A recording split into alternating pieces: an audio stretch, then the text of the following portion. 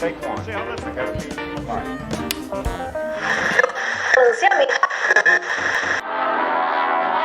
Está no ar, Castback. Lembramos a todos que iremos revelar o desfecho da obra, o famoso spoiler.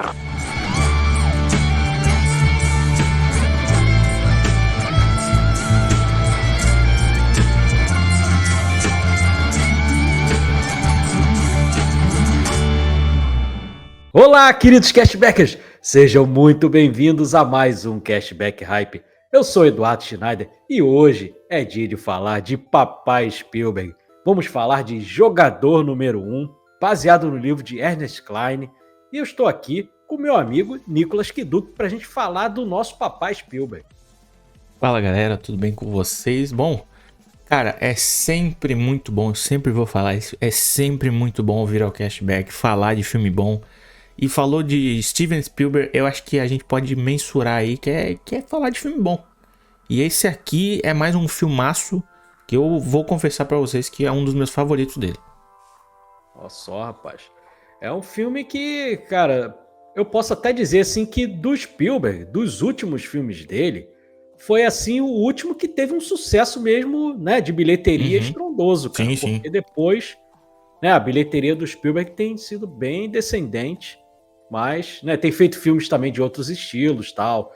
Tem feito filmes mais adultos, mas esse aí acho que foi o último blockbuster do Spielberg mesmo, né? O que é uma pena, né? Porque o Fabelmans é um baita de um filmaço que a gente... Eu acho que você, Edu, foi uma das pessoas que sempre levantou a bandeira desse filme na internet, no Twitter, e que as pessoas, acho que as produtoras tinham que olhar para isso. A pessoa que tá levantando a bandeira de um filme e levantando a bandeira de filme bom.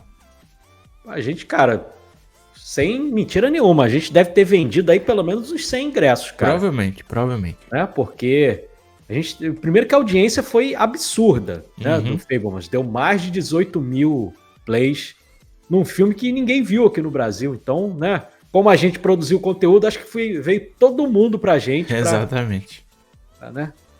Mas vamos fazer aí a abertura aí pra falar do Spielberg. Cara, esse filme, a nossa primeira experiência, né, que a gente costuma sempre fazer.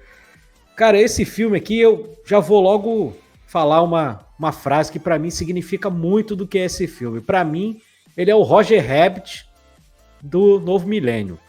Por essa coisa de conseguir reunir tanto personagens de tantos estúdios diferentes, né? Coisa que é muito difícil. Só um cara que tem um relacionamento tão bom quanto o Spielberg, né? Em todas as frentes aí, em todos os estúdios. É um cara que é muito querido.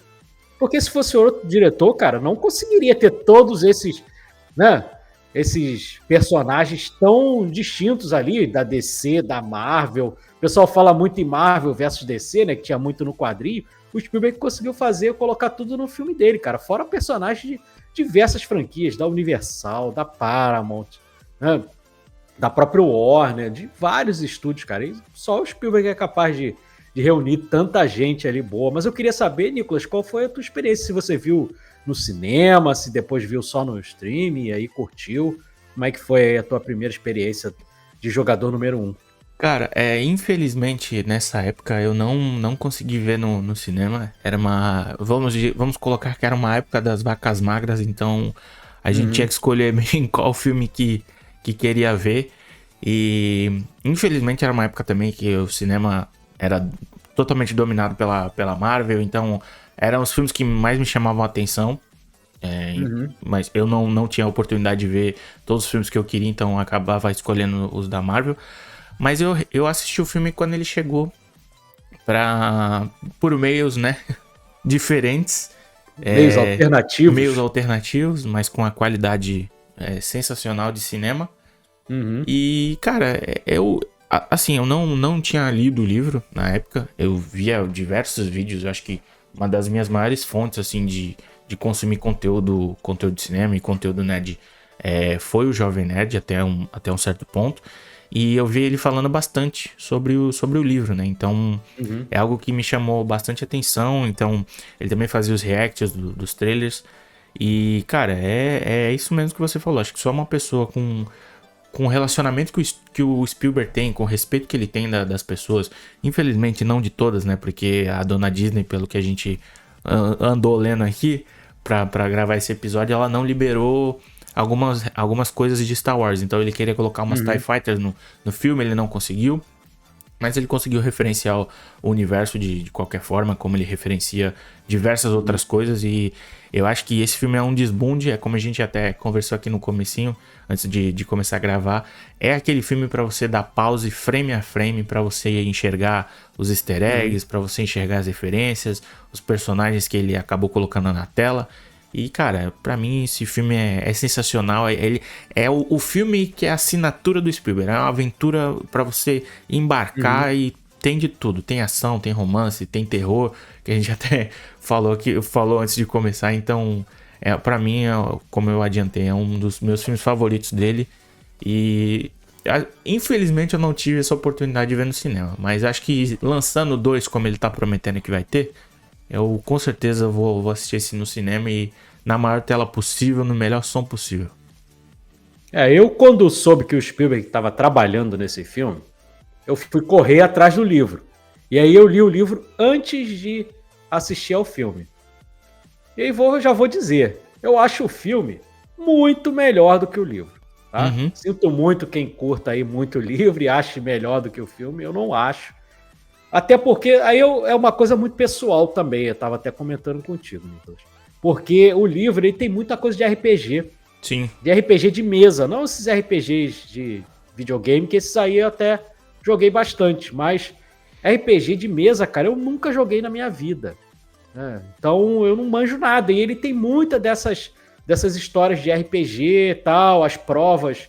Né? O filme ele reduz bastante as provas. Né? No livro você tem diversas outras coisas, ele fica muito tempo entre uma prova e outra, descobrindo, estudando a vida do Halliday ali também, é muito, muito bacana. Outra coisa legal também desse filme, e é muito interessante, é que nós não temos o John Williams, né? John Williams que tá com o Spielberg já aí há milênios, nesse filme aqui é o Alan Silvestre.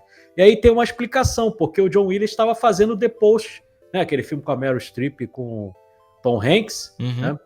Tava fazendo a trilha do The Post, então por isso ele não pôde fazer. Mas aí ele trouxe o Alan Silvestre, que tinha trabalhado com o Spielberg de certa forma por causa De Volta para o Futuro, né? Que o Spielberg é produtor do filme. E aí ele trouxe aqui o Alan Silvestre e pra mim, cara, funciona da mesma forma. Agora nós temos a equipe dele ali, cara, que eu chamo sempre, né, do time de elite dele, que, pô, ele tem na edição o Michael Kahn, como sempre, né? E tem o Janusz Kaminski aqui fazendo a fotografia desse filme, que eu acho muito legal. E aí é interessante porque ele começa o filme e parece que a fotografia é preto e branco, né? Aquela primeira tomada que tem daqueles trailers ali, um em cima do outro. E aí eu fiquei sabendo, Nicolas, que o Spielberg conseguiu filmar 60 trailers, um em cima do outro.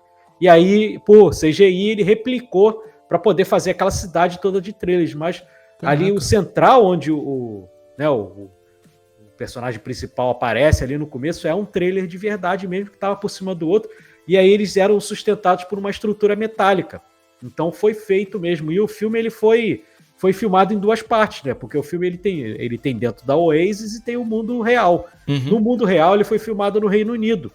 E no outro ele fez lá na ILM, né? A empresa lá que era do George Lucas, agora não é mais, né? Mas aí ele fez dessas 2 formas, e o Spielberg, a gente comentou isso no episódio dos Incríveis, né? A coisa do storyboard e tudo mais. O Spielberg trabalha muito com storyboard. Ele fez esse filme em 18 semanas. Ele fez o filme muito rápido, né? Ele filmou lá a parte no Reino Unido, fez a parte de computação ali. E, cara, é muito difícil fazer esse filme porque, como a gente falou, tem muito personagem, cara. É muito personagem, né? Outra coisa legal também são os atores, né? Tem bastante ator bom ali no filme. Com certeza. Acho que você trouxe essa parte da estética, né? Acho que antes da gente entrar na história em si, né? Eu acho que é muito, muito incrível como você consegue marcar bem a estética desse filme quando eles estão dentro do Oasis e quando eles estão fora. Eu acho que eles conseguem balancear isso de uma forma muito bem, porque às vezes você pode ficar cansado de você estar... o CGI aqui estourando na sua tela. Ele não é um CGI ruim, pra deixar bem claro. E eu acho que ele consegue balancear isso tanto, né, nessa estética, na fotografia, quanto na edição. E como você falou, eu acho que é um desafio, né? Uma pessoa hoje em dia fazer um filme em 18 semanas, ainda mais um filme com esse nível de detalhe, de esmero, mas é o que a gente falou, né? Acho que sempre bom a gente ter pessoas que têm esses storyboards e não chegar e fazer filmes que nem roteiro tem, como certas produtoras têm feito por aí. Outra curiosidade também bem legal é que a gente ultimamente tem falado muito no Brad Bird, né? Uhum, A gente sim. falou lá nos Incríveis, falamos no Missão Impossível, né? O Protocolo Fantasma e, cara, você tem o Gigante de Ferro aqui no filme, né? Que Sim. também é um personagem bem legal e que é muito pouco falado. A gente comentou isso, é um filme que foi fracasso de bilheteria, mas ele é um personagem central ali no filme, né? Eu acho isso muito bacana ali. E quanto aos atores ali, o Ty Sheridan é um ator que, vou ser sincero, Nicolas, eu não sou grande fã dele, não. Né, ele fazendo... inclusive, ele menciona isso quando ele vai falar o nome dele, né? O Wade Watts, né? Que a mesma letra para nome e sobrenome, que é coisa do Stan Lee, né? Stan Lee fazia isso muito. Né? Peter Parker, né? Diversos outros personagens ali da Marvel. Né? Bruce Banner, né?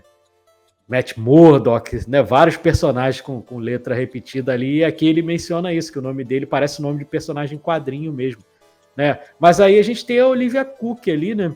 Que hoje em dia tá estourada, até por conta da série aí, né?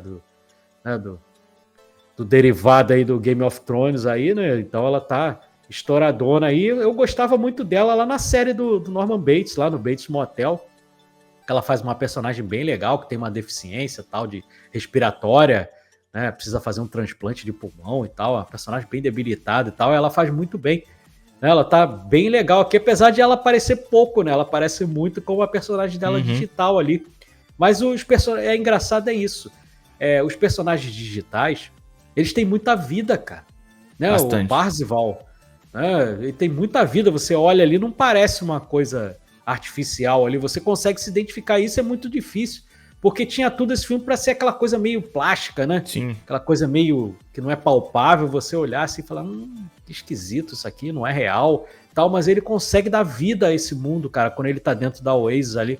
Eu vou dizer, cara, eu prefiro o filme quando tá dentro da Oasis do que quando tá com os personagens, cara. Vamos colocar que você prefere estar dentro do Oasis do que fora dele, né? E eu acho que isso é acho que até eu comentei sobre esse balanço da estética, e eu acho que isso faz até parte, não sei se você enxergou dessa forma, mas de uma crítica do Spielberg ao que a gente vive hoje, né? Sim, cara, é muito atual esse filme, né? Exatamente, é muito atual, porque a gente tem esse grupo, né, de amigos que ficam dentro do Oasis, que nunca se viram na vida, não se conhecem pessoalmente, mas eles têm uma relação dentro desse mundo virtual, né? Então até o Percival vai ter essa dificuldade para quando lá na frente ele encontrar a personagem da Olivia Cooke. Então eu acho que tem essa crítica nas entrelinhas, mas ao mesmo tempo o Spielberg ele consegue entregar esse espetáculo visual, essa história empolgante, né? Essa aventura que a gente gosta sempre de acompanhar, que o Spielberg ele é craque em fazer isso, né? Eu acho que, como você comentou, tem essas diferenças do livro, né? O livro é muito mais sombrio pelo que eu andei lendo. Infelizmente eu não li o livro, mas eu acho que ele consegue trazer todas essas referências visuais bem atuais para um filme e também fazer essas críticas que são bem atuais. Eu acho que uma das melhores cenas para mim, não sei para você, mas e que mostra muito desse balanço que o Spielberg sabe fazer, esse balanço visual, esse espetáculo visual, que é a cena da corrida. Acho que eu já vi muita gente falando mal dessa cena na internet, não sei porquê, é o pessoal amargurado com a vida, mas eu acho sensacional como você tem... Aparece o King Kong, aparece o T-Rex do Jurassic Park, aparece o DeLorean, ou a moto do Akira, você tem o Batmóvel, você tem o Coringa, tem a Arlequina, tem um monte de personagens ali que se você der um pause frame a frame, você vai se deliciar ali.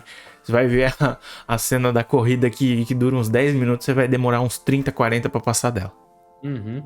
E cara, eu gosto muito do elenco adulto. O elenco adulto, pra mim, é sensacional, porque você tem o Mark Rylance, né, que Uhum. vem trabalhando com o Spielberg aí direto, inclusive ganhou o Oscar da carreira dele, né, fazendo o Ponte dos Espiões, né? Você tem o Ben Mendelsohn, aí você olha esses filmes da Marvel aí, esse Invasão Secreta, o filme da Capitã Marvel, né, e tudo mais, você vê o desperdício de você ter um ator desse nível pra fazer porcaria, né? Que é um baita de um ator, cara, um baita do ator, Ben Mendelsohn.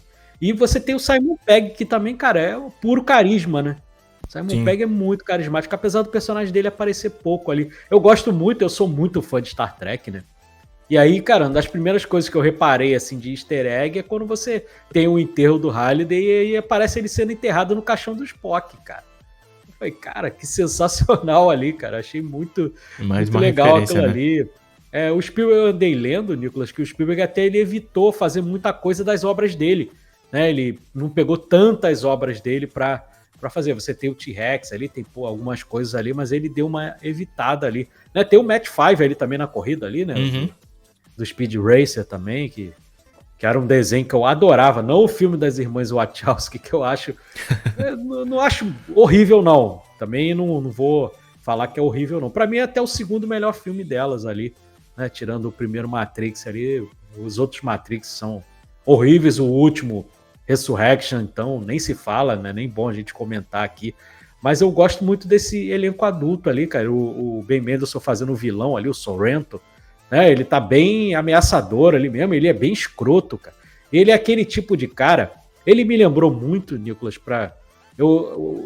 tem pouco tempo eu fiz um vídeo sobre o Tron, né, Sim. que vai ter agora a terceira parte, e aí o vilão do Tron é muito parecido com o Sorrento, que é aquele cara que ele rouba as ideias dos outros, ele fica posando de que sabe as coisas, mas ele não sabe nada, é um ignorante sobre, né, a cultura pop, ele não sabe nada, tanto que quando ele vai conversar com o Wade, ele fica com ponto de ouvido para conseguir conversar com ele, né, porque o menino sabe tudo de cultura pop e ele não sabe nada, né, e aí precisa né, ter um ponto eletrônico ali para poder passar para ele todas as informações ali, mas eu gosto muito dessa parte dessas descobertas, eu queria até mais do filme, tudo bem que o filme tem 2h30, acho que também já é suficiente para contar o que o Spielberg queria contar, mas eu gosto muito dessa fase de descoberta, que ele vai estudando a vida do Halliday e vai descobrindo esses segredinhos para poder conseguir as 3 chaves, né? Muito, muito legal, assim, conforme ele vai construindo ali, né? E no livro, como, né, o livro você consegue fazer uma narrativa muito mais prolongada e tal, no livro você consegue até ter mais easter eggs ali sendo contados ali, porque o livro é mais fácil, você só descreve ali e tá tudo certo, né? Não precisa pagar direitos autorais de imagem e tudo mais, então é muito mais fácil, mas como eu falei, puxa muito dessa coisa do RPG, então se você for muito fã de RPG, você vai me ouvir aqui falar, vai me ver, vai dizer assim, pô, Edu, é porque você não manja porcaria nenhuma de RPG. Se você manjasse, você não estaria falando o que você está falando. Isso aí, né? Porque você não entende muito. E eu até concordo com isso, porque eu não manjo nada de RPG. Então, o que o Spielberg fez para mim tá perfeito, cara. Você botar, né, todas as inspirações de cultura pop. E aí ele pega de tudo, né? Você tem videogame, muita coisa de videogame. Tem Battletoads lá, cara. Pô, né? Você tem o próprio Tartarugas Ninja, que é quadrinho. Tartaruga Ninja é multimídia, né? É quadrinho, começou no quadrinho, foi para videogame, desenho, filme, tem de tudo, né? Tem animação, tem live action e tal. Então tem bastante coisa ali. E, cara, o DeLorean ali, quando aparece ali, cara, não tem como não abrir um sorriso ali, cara. Porque o DeLorean é um símbolo, né? Um símbolo de cultura pop aí, talvez dos maiores aí, cara. Pro cashback, então, né? Cashback, a plaquinha do cashback é por conta De Volta para o Futuro, então tem tudo a ver. Inclusive, a gente tem que pensar qual vai ser o episódio do próximo aniversário do Cashback, porque os De Volta para o Futuro acabaram. De Volta para o Futuro acabaram, né?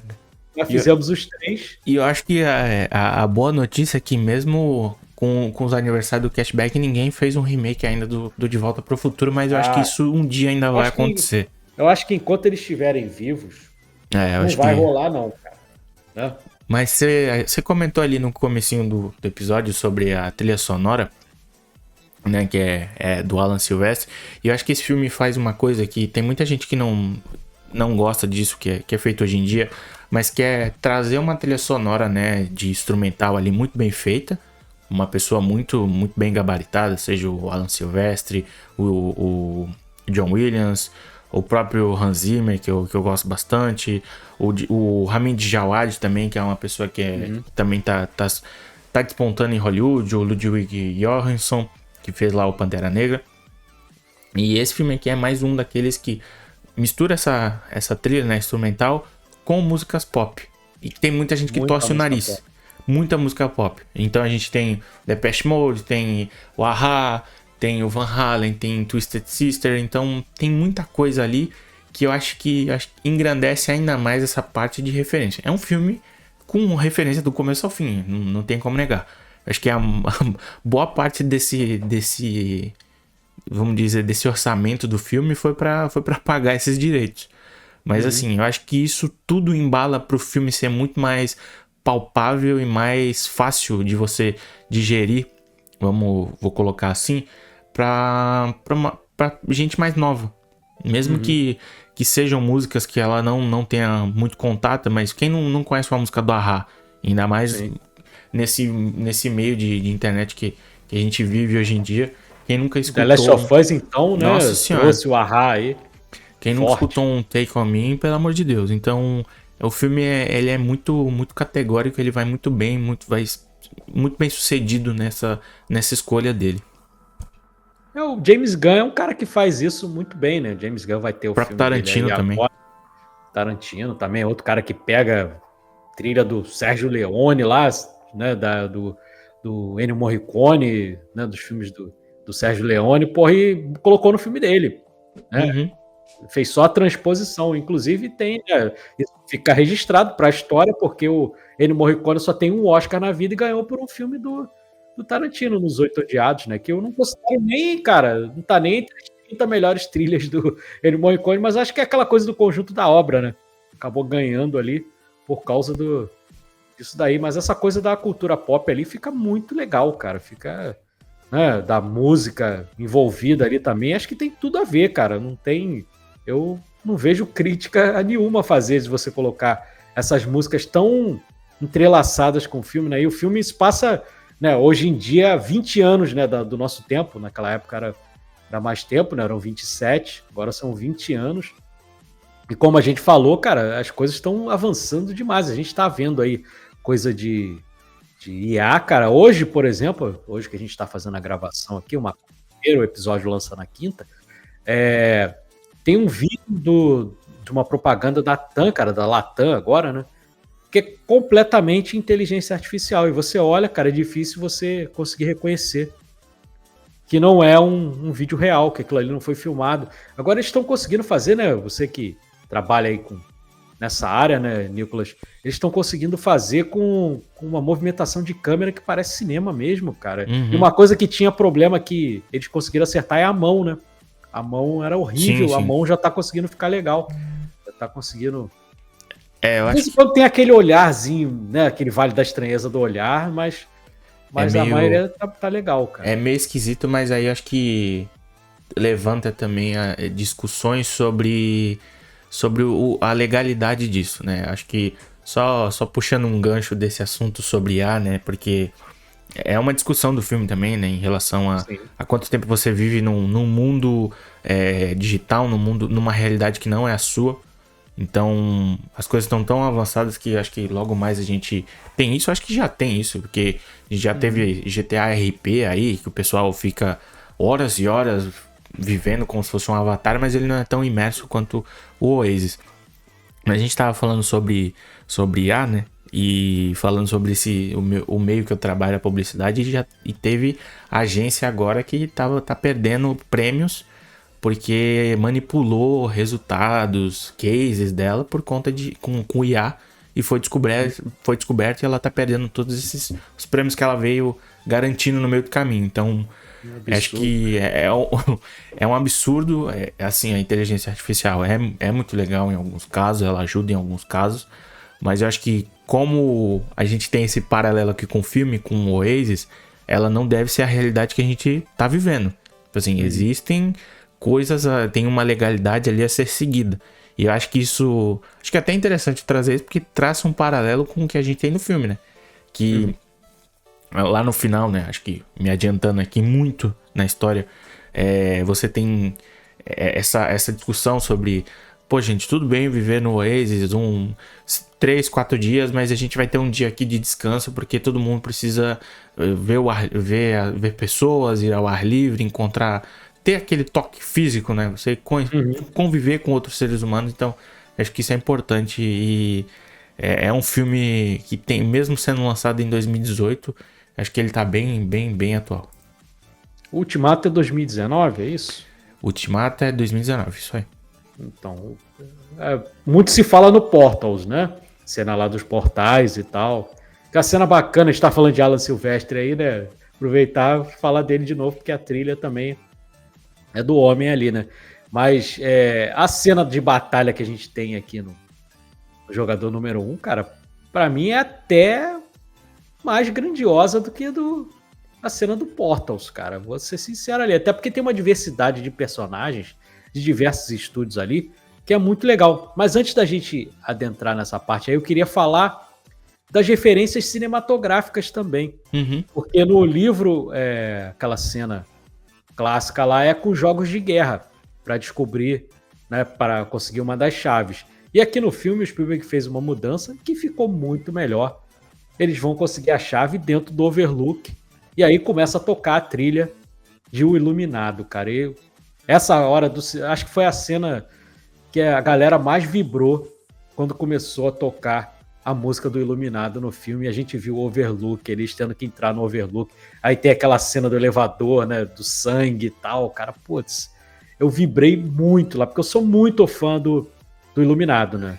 E o Spielberg era muito amigo do Stanley Kubrick, né? Porque tem isso também, as pessoas menosprezam muito o Spielberg, mas a galera de cinema, que é considerado mais cinema de arte, eles curtiam muito o Spielberg. O Stanley Kubrick era amigo dele, o François Truffaut fez filme, foi ator no filme do Spielberg, fazendo Contatos Imediatos do Terceiro Grau, né? Ele faz o cientista lá, o francês, né? Então, você vê que o cara é conceituado dentro do meio ali. O próprio Ingmar Bergman chegou a visitar, tem fotos do Ingmar Bergman visitando o set de Tubarão também, né? Então, você vê que é um cara conceituado. Mas quando entra no Overlook ali, cara, pra mim é uma das minhas cenas, tirando a cena da corrida, que eu acho sensacional ali, pra mim é a segunda cena favorita quando ele vai pro Overlook ali, cara. Eu gosto dessa cena do Overlook, gosto da corrida. Acho que a guerra no final também é uma das minhas favoritas. Mas eu também gosto muito da cena do baile, né? Tem uma cena ali do baile e acho que ele vai mostrando também ali que eles estão meio escondidos. Eles vão mostrando os itens que eles têm. Aí passa por um monte de coisa. Aí você tem mais referência. Acho que, se eu não me engano, a personagem da Olivia Cooke, ela tem uma mãozinha que é a cabecinha do Alien, que ela recorta ali e sai de lá de dentro também. É um negócio bem legal. E assim, Edu, você falou sobre essas referências. Eu acho que, desculpa quem gosta do RPG, mas, cara, acho que se você trouxesse isso pro cinema, acho que ninguém ia pegar, assim, um grande público não ia pegar, ia ficar muito nichado. Então eu acho que essa adaptação que ele faz, né, acho que é muito bem sucedida por conta disso. Um filme sobre cultura geek, nada melhor do que trazer o Iluminado aqui, que tá no conhecimento aí popular.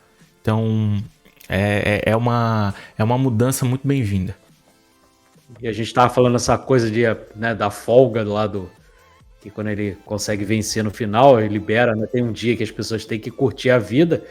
Ele próprio é quase que uma contradição que ele estava vivendo ali, porque tem uma hora no Oasis lá, essa cena do baile, que ela começa a passar a mão nele e ele, né, começa a sentir os toques dela, porque a roupa dele é tátil e tal.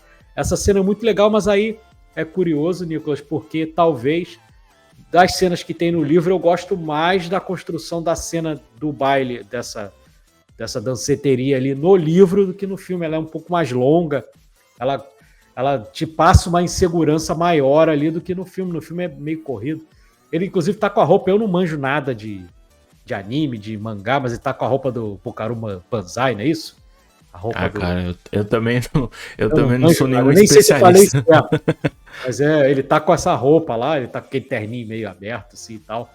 né, o pessoal que conhece ele também deve ter curtido. Eu não manjo nada de anime, é outra coisa que eu também tô completamente alheio ali. Tanto que o pessoal vê aí One Piece, essas paradas aí, cara, eu não vejo nada disso daí, cara. Essa série até de TV até vi um pouco tal, mas eu não manjo nada ali.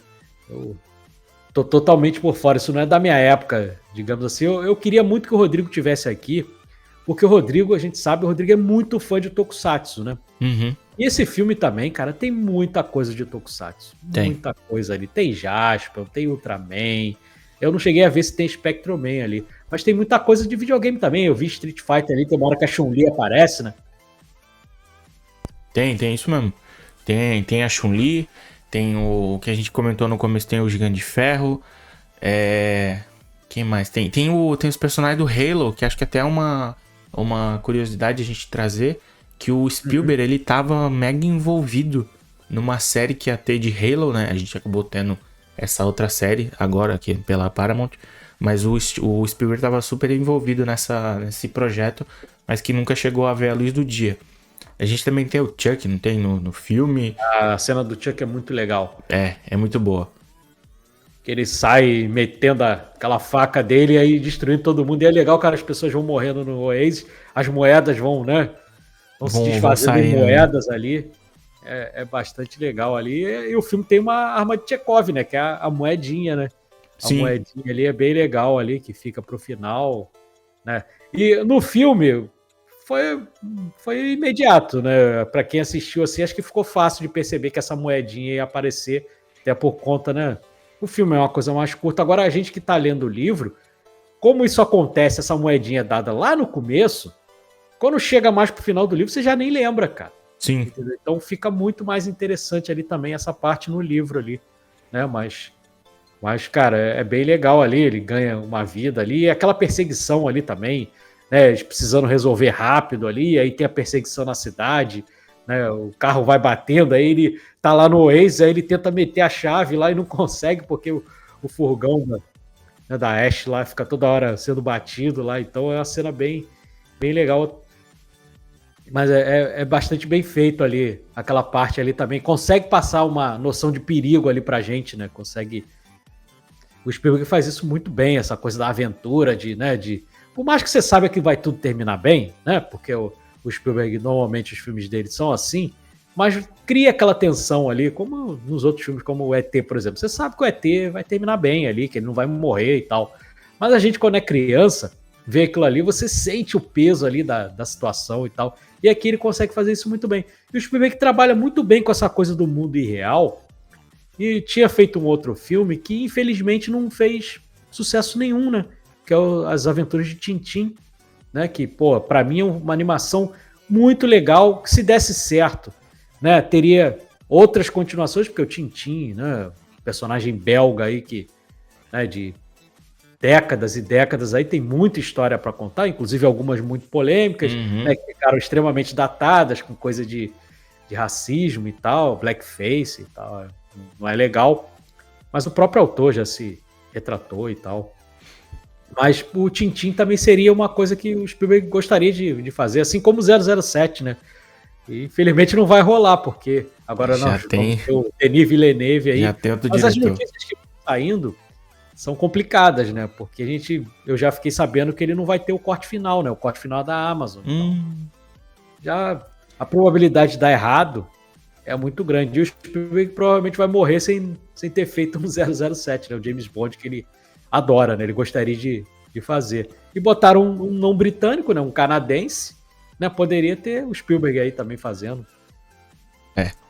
Mas, Edu, eu acho que, assim, um dos maiores easter eggs que a gente tem aqui, a nossa moedinha dourada, com certeza ser um Cashback Gold. Não tem como. Então, dourado, gold. Exato, tá ali, ó. Combina perfeito, cara. Então, e é aquilo. A moedinha, o cashback, você virando o cashback gold, você dá uma sobrevida, é mais uma vida para o cashback, porque o cashback sem o seu apoio, o cashback não existe. A gente tem nossos custos aqui, né? A gente, para trazer conteúdo de cabine de imprensa, O Nicolas tá aí, o Nicolas vai na cabine semana que vem do Superman. Só que o Nicolas mora em São Vicente, ele tem que ir para São Paulo para ir para a cabine. Eu vou em cabines aqui que eu tenho que pegar às vezes 3 ônibus, né, para ir para a cabine. Então, é longe da nossa casa, com muita despesa. E para a gente conseguir fazer toda essa cobertura, tá aqui, né, a gente cansado do trabalho, tá aqui gravando quase de madrugada para vocês, porque a gente tem um compromisso com vocês, mas a gente precisa também dessa salvaguarda, que é você nos apoiar. Mas é aquilo, não é um apoio, não é uma doação. Ah, vou doar um dinheiro porque eu gosto do cashback. Não, você tem uma contrapartida. Você vai lá do nosso grupo do Telegram, né, que a gente fala de cinema, essas coisas de cabine de imprensa. Primeira informação que a gente dá quando sai da cabine é lá no nosso grupo. Você entrou no grupo, você já tem direito a escolher um episódio. A gente hoje está falando de jogador número 1. Aí você fala, eu gosto muito do Spielberg, mas eu quero ver um filme que vocês não falaram, quero ver o Contatos Imediatos do Terceiro Grau. Não tem ainda. Você pode escolher um filme que também a gente nem gosta, mas a gente vai aqui falar com todo o profissionalismo. Então, tem essa vantagem também. E é um valor, cara, né? Enquanto não for reajustado, né? Porque já está esse valor aí há 3 anos, daqui a pouco a gente, infelizmente, vai ter que reajustar, porque tem inflação, né? Tem correção monetária. R$5, você não compra nem uma Coca-Cola na loja americana hoje em dia com R$5, né? Que é um dos lugares aí que você consegue comprar mais barato. Então, cara, R$5 e é mole de assinar, é só ir lá no catarse.me/cashback, você faz a assinatura lá no cartão de crédito ou no boleto bancário e só explicando que é uma assinatura recorrente, ela é uma mensalidade, você todo mês vai pagar. Agora, se você não quer pagar mensal, porque você, né, não quer ter esse compromisso e tal, e às vezes você tem o dinheiro, não tem, você pode fazer também pelo nosso Pix. E aí você pode dar R$5, ou você pode dar valores maiores também. E esporádicos, não precisa ser todo mês, tá? Quando você tiver a sua disponibilidade. Aí você só pegar a nossa chave Pix ali, que é pcashback@gmail.com, fazer, né, o Pix pra gente e vai todo mundo ficar feliz. Você que vai ter conteúdo de cinema aí, né? Bastante coisa aí para você que ama cinema, né? Coberturas de cabine de imprensa, Superman tá chegando aí, vocês viram aí, a gente postou vídeo da entrevista do Superman. É um evento que quem trabalha com conteúdo de cinema sabe que é um evento muito restrito, e a gente estava lá. A gente já esteve no Deadpool e Wolverine, né? E nossos assinantes viram todos os vídeos primeiro, né? Quando a gente está postando lá no YouTube, você pode ter certeza que nossos apoiadores já viram, né? Então, tem bastante coisa ali que você pode ter de cinema aí para você que curte, cara, e fica sabendo. E até te economiza esses R$5 que você paga, até te economiza uma graninha, porque, por exemplo, a gente assistiu aí, né, vai ter a nossa crítica aí, a gente assistiu o Jurassic World, né, no começo. E, cara, o filme não saiu conforme esperado, né? A gente tá falando de Spielberg aqui, né, o pai do Jurassic Park, né, não saiu tão bom, né? Então, a gente vai comentar sobre isso também, e aí, cara, de repente, ainda mais esse mês aí que tem filme do Ari Aster, né, para quem gosta do filme mais cult, tem o próprio Superman, vai ter no final do mês o Quarteto Fantástico, tem um monte de blockbuster esse mês. Teve o Fórmula 1 aqui, bem recente também, né, para as pessoas assistirem também, que é um baita de um filmão aí também, é o Top Gun de carro, né, bacana pra caramba aí, cara, para você ver em IMAX aí se você tiver com grana, ou onde você puder assistir. Então tá todo mundo duro, você fica ali selecionando qual filme que você vai assistir. Você falou aí no começo, né, Nicolas, de que selecionava. Época das vacas magras, né? Dá pra assistir tudo, cara. Mesmo se você tiver bem de vida, o cinema tá tão caro, não dá pra ficar assistindo um monte de filme, não, cara. A gente assiste aí em cabine de imprensa, beleza, mas não dá pra ficar assistindo um monte de filme também, não. E ano que vem tem filme do Spielberg também, né? Então, com toda certeza a gente vai estar aqui falando também. Ano que vem tem filme, inclusive, de Alienígena do Spielberg, vai lançar no Dia dos Namorados aqui no Brasil. É a previsão em 2026. Né? Então vai ter mais filme do Spielberg aí, que, cara, né? E o Spielberg lançou, a gente está aqui, né? Vai ter filme também do Christopher Nolan, a gente estava conversando aí também, né? Outro cara que também faz filme para cinema, né? Faz filme para cinema, o Odisseia aí dele vai ser bem legal também. Então tem bastante coisa aí. Você se inscrevendo no Cashback Gold, você fica sabendo tudo bem antes, né, de muita gente aí, porque a gente sempre traz informações privilegiadas para você. Né? Então, assina aí que ajuda a gente bastante a gente continuar sobrevivendo aqui. Já estamos indo para o 4º ano já passa rápido, né? 4 anos de cashback, né? Então, ajude a gente aí a continuar sobrevivendo. E se por um acaso, né? A gente sabe também, você pode estar sem grana e não tem como ajudar. Mas uma forma fácil de ajudar também, inscrevendo-se no canal do Cashback, curtindo as nossas postagens. Tem postagens todos os dias do Cashback, né? Todos os dias. Então, eu faço shorts, faço crítica. Tem o Cashback Hype ali toda quarta-feira. Excepcionalmente, essa semana não vai ser quarta, por conta de imprevistos aí, né, pessoais nossos, mas vai estar aí na semana lançando. Então, cara, é bastante coisa aí, dá essa moral pra gente aí, que acredito que a gente esteja merecendo aí, né? Tem bastante conteúdo por aqui. Mas, Edu, acho que, né, passando essa parte do Cashback Gold, né, que é sensacional, então, mais uma vez aí, como o Edu disse, considere se tornar um Cashback Gold. Né, você viu um monte de vantagens aí que a gente tem.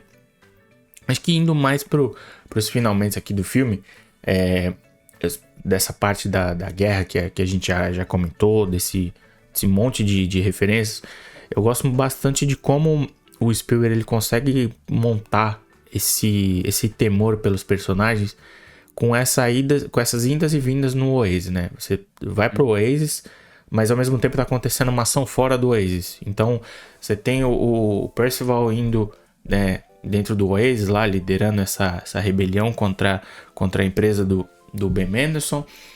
E ao mesmo tempo fora, eles estão tentando desligar a empresa dele, né? Porque ele é uma pessoa que quer tomar o controle do Oasis e tornar ela uma empresa como a gente vê hoje em dia. A gente tem o Facebook, tem o Twitter com esses donos meio egocêntricos, então visando lucro, né?